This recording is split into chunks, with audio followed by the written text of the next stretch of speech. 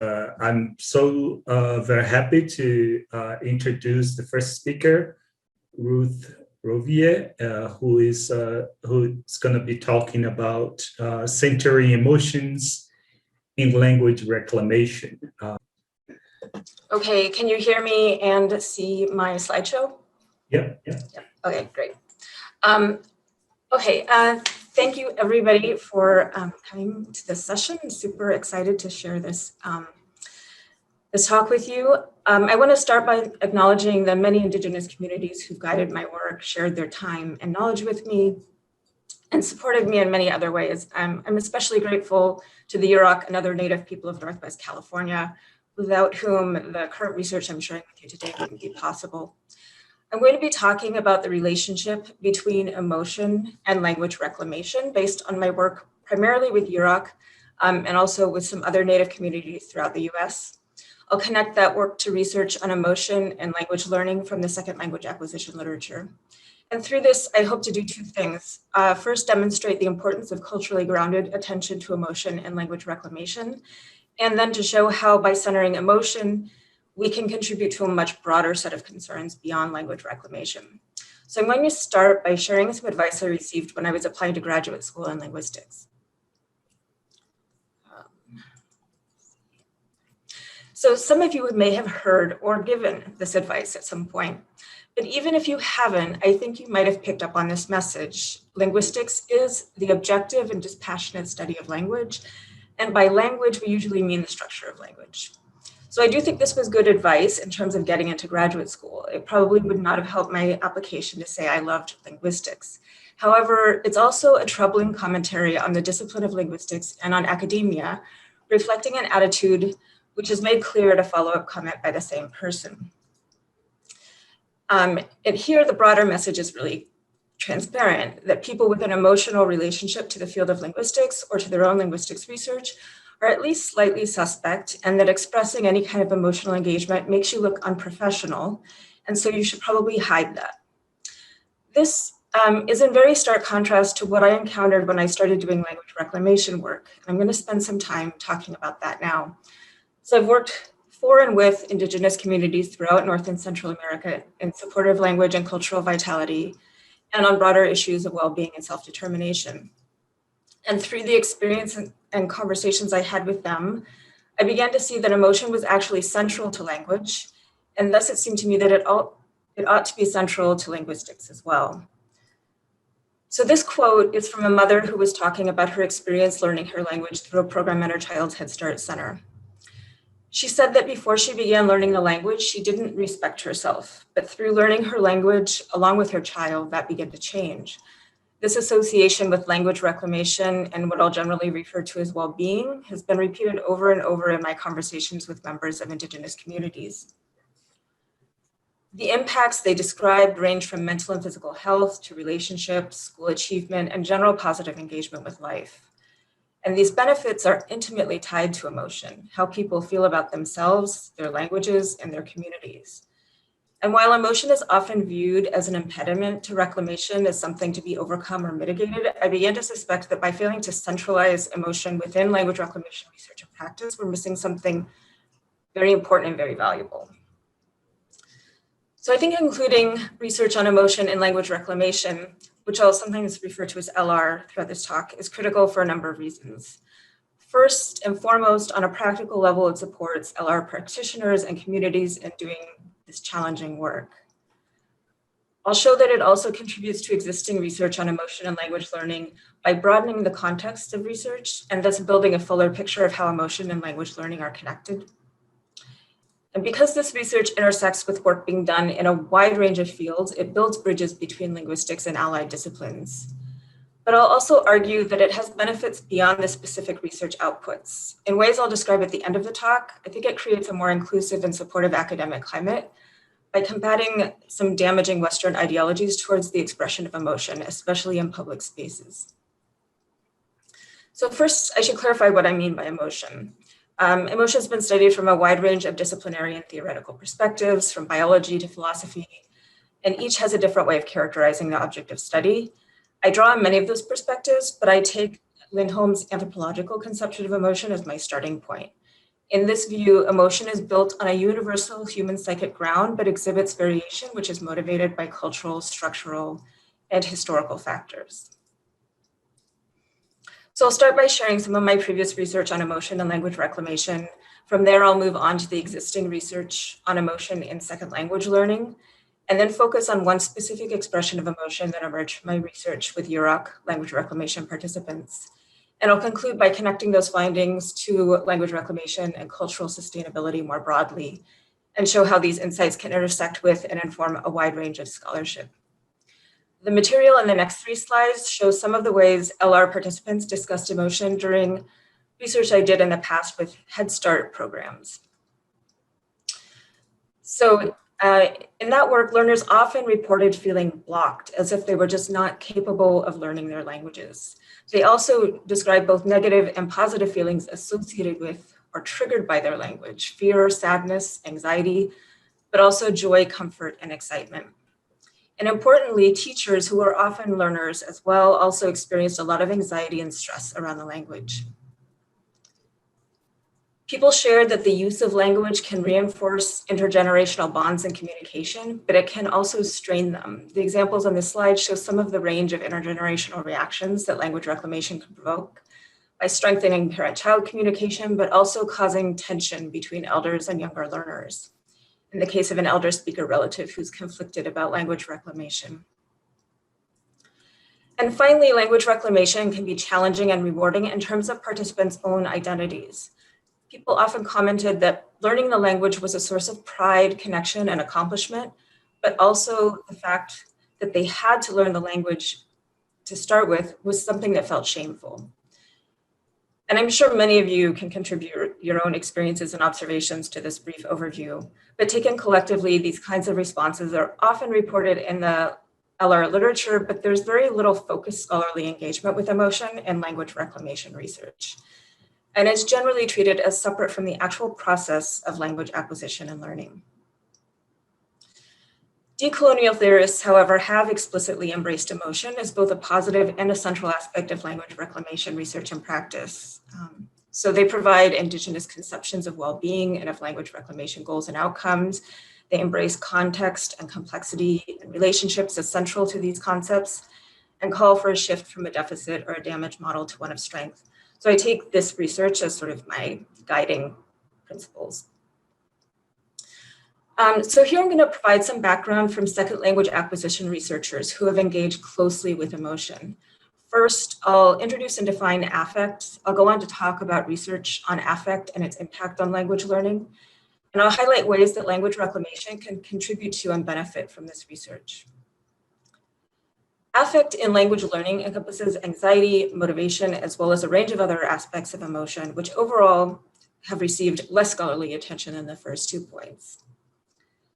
The APA Dictionary of Psychology defines affect as any experience or feeling of emotion ranging from suffering to elation, and notes that affect can be positive or negative, and that both mood and emotion are considered affective states. The existing research on affect and L2 learning has a strong focus on anxiety, which is generally but not always seen as a negative emotion.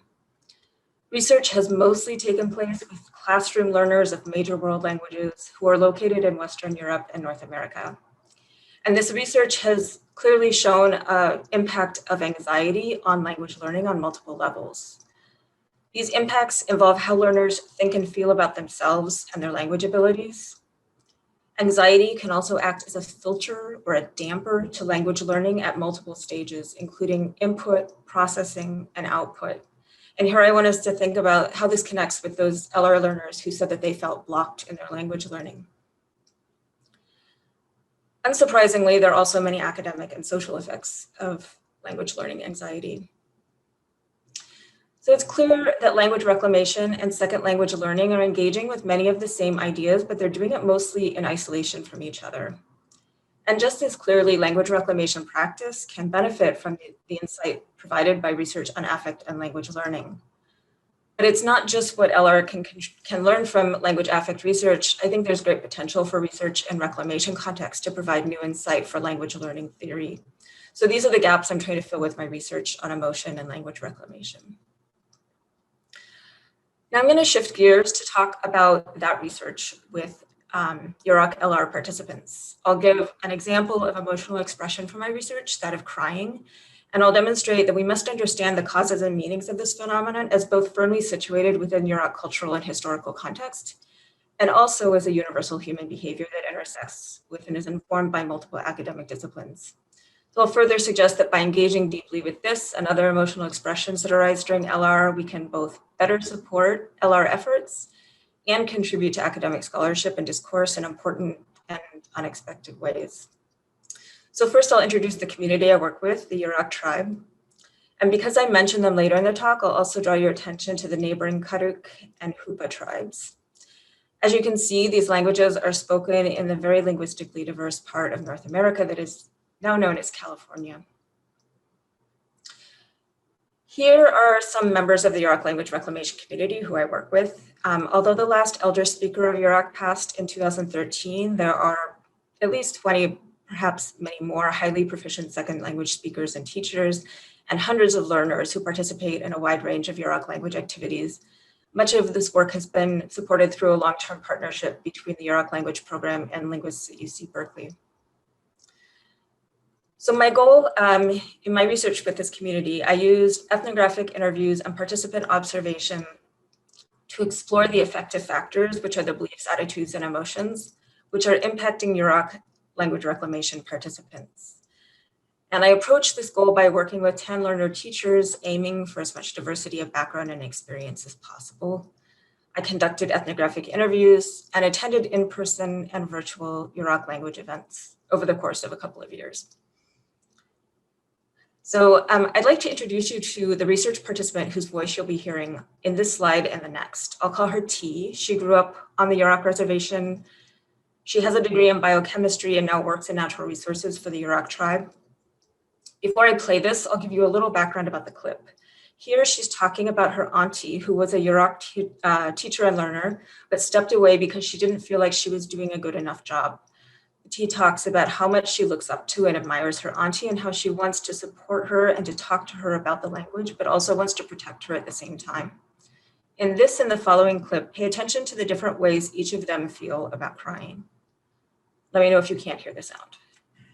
I can't talk to her about, I feel, these things that I'm talking to you about because she, I think she feels them, but I think she feels them so intensely she doesn't want to talk about them. Like me, I'm pretty happy to cry. Like I feel like it releases. I feel better afterwards. It just gives her a headache and makes her feel weak. And I don't agree, but that's her. She's entitled to feel the way she feels. So if I were to try and discuss these things with her, I think it might hurt her more than it benefited her. Okay, so the next segment is later in the same interview.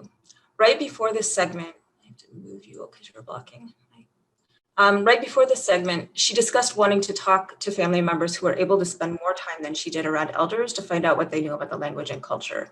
Here, notice what she says about crying in Yurok people and about people in Yurok stories. I'm so afraid of making them cry too, though. The one cousin, I feel like Yurok people, my auntie aside, who has actually discussed how she was taught differently, I feel like Yurok people are genetically inclined to cry. I don't know if that's true or not, but like my one cousin that I'm afraid to make cry, I mean, he cries at the drop of a hat at weddings, babies. So it shouldn't be a big deal to make him cry. It shouldn't be a big deal, and I'm being silly over it. But like, and you go back to the old stories and stuff too, and like you hear, like, if some people come to a new place or they have a strong need, they express kind of their relationship and gratitude for the place almost by crying. I'm sorry for the people who passed from here. I'm not like to literally cry and say, "Can you help me out with this? I'm sorry that you're not here to whatever with me." I feel like crying is Yurok. Okay, so I want to draw your attention to the complex and contradictory nature of T's understanding of crying. She sees it as both positive and damaging, and she herself seems conflicted about crying. Her sense is that crying is a fundamental part of what it means to be Yurok, based on her knowledge of traditional stories and her lived experience as a Yurok person. This sense that she has is amply supported in the academic literature on Yurok, going back nearly 150 years. So crying has been extensively studied as a prominent feature of traditional song, medicine, and oral literature among the Yurok and also the neighboring Hupa and Karuk tribes of Northwest California. The pre-human beings who prepared the world for humans are collectively referred to by the Yurok as Woge, and Wapekimau is perhaps the most prominent of those beings. Wapekimau created the land itself, and he did this by crying it into existence. Outsiders, both academics and others, have discussed the centrality of crying among these communities in a variety of ways, mostly somewhat dismissive. So most of their interpretations are connected by a common thread, that of Euro-American settler disdain for crying. It's been described in the literature as infantile, motivated by avarice and meriting scorn and mockery. An exception to this is Keeling, who sees crying as a deeply religious act, which is a movement towards ecstasy and becoming more like a spirit person, the Woge. Another more recent interpretation views crying as simply a response to having experienced and survived genocide. So now I want to return to T's discussion of crying. We can see that her complex and contradictory nature of her understanding of crying could be seen as a reflection of the disjunct between Yurok and Western European views of crying, as well as the history of settler and academic responses to it. But I want to be clear that both T's comments and traditional Yurok literature make it clear that for Yurok people, crying is complex. It can represent and reflect many kinds of experiences, including those typically attributed to crying in Western cultures and academic traditions, but that's only part of its meaning for a Yurok person. So clearly, crying is a powerful and salient part of traditional Yurok culture and of modern Yurok life, including language reclamation, at least for T. But it also serves as a lens through which we can reflect on the role of emotion in language reclamation and with Indigenous communities more broadly, and the ways that this research intersects with and contributes to research on emotions across a range of disciplines. It also raises questions about how emotion is expressed and interpreted in public spaces, including academic and professional settings, and how this impacts individuals, institutions, and society. So I'll now discuss how this view of crying, expressed in T's comments and the ethnographic literature on Yurok, connects with crying more broadly, starting with Indigenous contexts. In my own Yurok data, T is the only person who discusses crying as being Yurok. None of my other interviewees have specifically talked about crying other than to acknowledge when they're doing it. And this has happened quite a lot. People have cried quite a lot in Yurok language classes, workshops, events. People cry often, and they cried so frequently during my interviews that I added tissues to my field kit.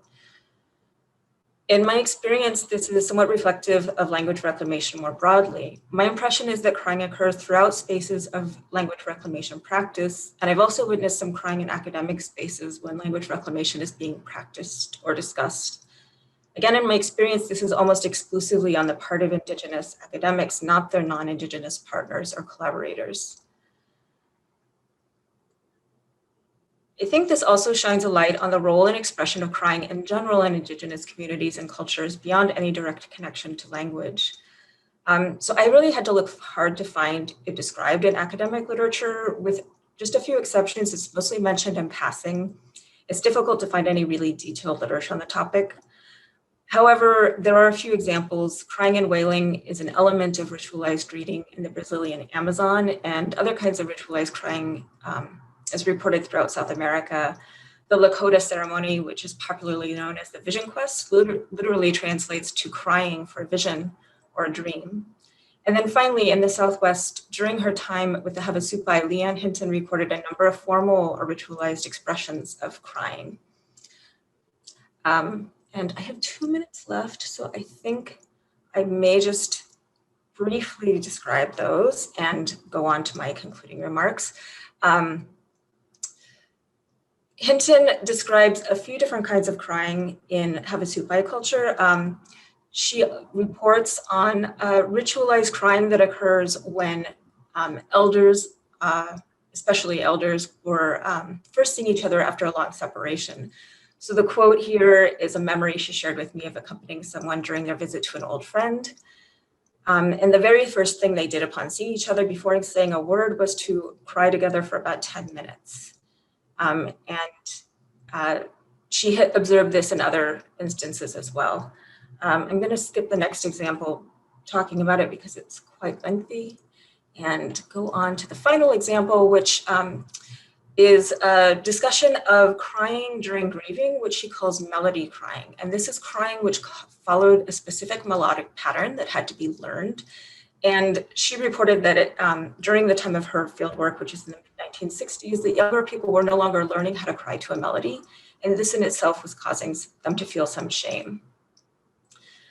So this is just like an example of the broader phenomenon that looking at Yurok can clue us into.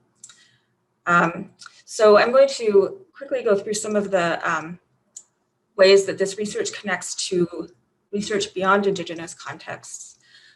So far, I haven't found any mention of crying at all within the research on affect and language learning, much less any analysis of its meaning. So it's simply not treated. There is psychological literature on crying, but it's fairly underrepresented compared to other kinds of emotion research. It's mostly been focused on Western cultures where crying is highly gendered and is seen as a very private activity. And finally, in academic contexts, I think those of us who live in those contexts and in professional contexts, there's a strong taboo against crying in any public space, but especially in academic and professional spaces. So just to step back and sum up what we've learned, we've problematized the kind of Western assumption that crying reflects anxiety or sadness. It can express that, but it can express many other things. It's also highlighted the fact that we interpret emotion in general through cultural lenses, and that the expression of emotion and the experience of emotional is both individual and cultural. And finally, I want us to consider the discrepancy between the perceptions of crying in academic Indigenous spaces. How might that discrepancy impact language reclamation research and practice, which often involves academic and community-based participants? How might it impact Indigenous people who are also academics on a personal and professional level? And with respect to academia, how has it impacted the kinds of topics we investigate, the kinds of materials we produce, and the kinds of interventions we develop? So to conclude, I just want to revisit the slide from the very beginning of my talk. I think this example from the Yurok language reclamation community and broader connections with other Indigenous communities demonstrates how essential it is to treat emotion as fundamental to language reclamation, and that by doing so, we support language reclamation research and practice and contribute to a broad range of disciplinary perspectives on emotion. And I also hope I've highlighted how popular and scholarly views of emotion can feed into each other. And I think we all need to consider how these attitudes might make some potential and current students and colleagues feel unwelcome within academic spaces, and how that diminishes the quality and impact of the knowledge that we're collectively generating. So that's all I have. Thank you, and I look forward to your questions. Thank you, Ruth. So if you have questions for Ruth, please raise your hand or post it on chat.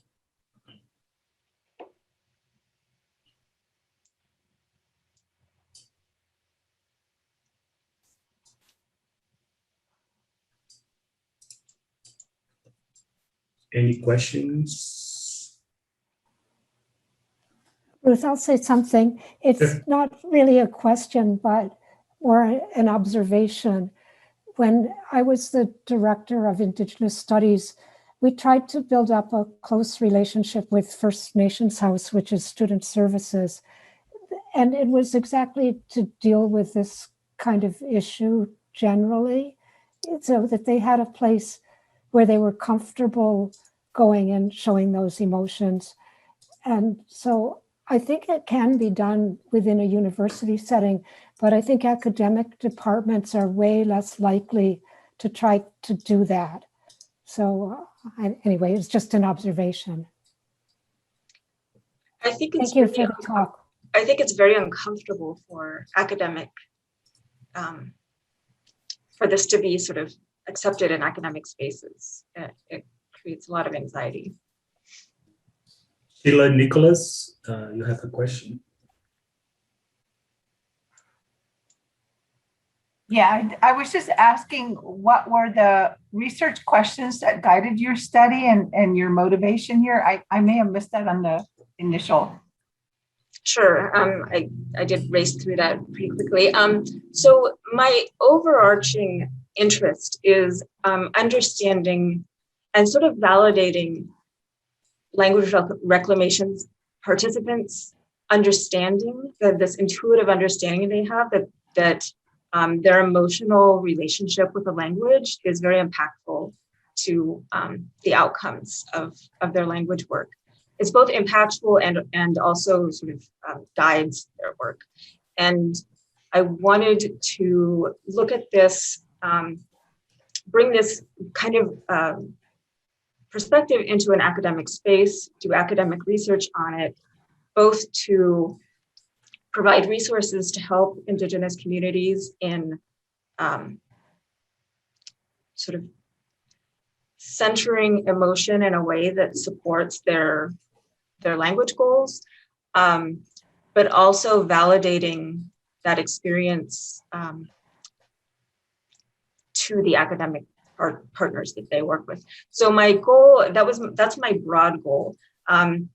When I started this, I realized that the research on emotion and language learning was all coming from a Western perspective of emotion, and that I really needed to understand emotion from the perspective of a specific language community in order to understand how emotion was affecting their own language work. So that's what this specific project is focused on. Thank you. Thank you. We have time for a last quick question. Anyone? Could I just add something else? Oh, sure. Let Hannah go ahead. No, Hannah has her hand up, so she should go ahead. Oh, sure. Thank you. I'm sorry I have to have my video off right now. It's chaos back here. When I was listening to your talk, I was thinking at the beginning, like, oh, maybe emotion is related to language ideology. And I think one critique of sort of more linguistic focused revitalization or reclamation from linguistic anthropology as well, okay, these people aren't paying enough attention to language ideologies. So by the end of the talk, though, I felt like emotion felt really different from an idea of language ideology. And I guess I was just wondering if you've thought of these in relation, or what drove you to emotion as opposed to something like language ideology?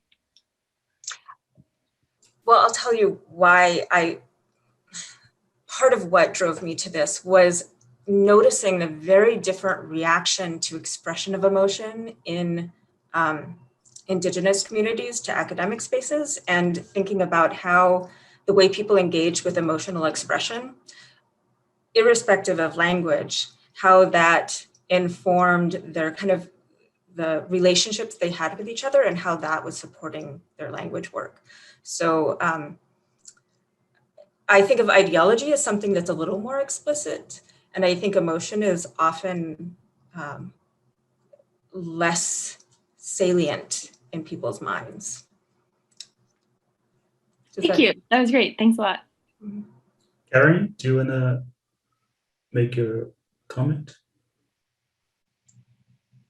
I was just going to comment that I think that there's also something for a lot of people about making a decision to go through, to learn their languages that is very emotional. That whole process can be, and they often have to overcome a lot of hostility from their families and from their workplace and things like that.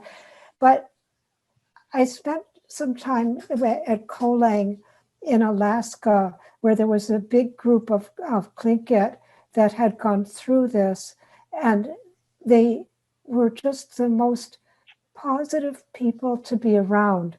And so I think that there's also a cycle here. And so these people were just talking all the time in their language, and it was just a very exciting environment. They created an exciting environment for everybody there. So it would be interesting if you could follow this for a few years and see what happens, and see if this is maybe just part of the challenges that they've overcome to do language learning. And then so it's a kind of a natural course, and one of the ways in which they express it is through crying. That's great, thank you. Yeah, I think some communities that I've talked to have really explicitly focused on emotion, and that has served them well in moving through it. Yeah. Well, thank you so much, Ruth, for sharing your research with us.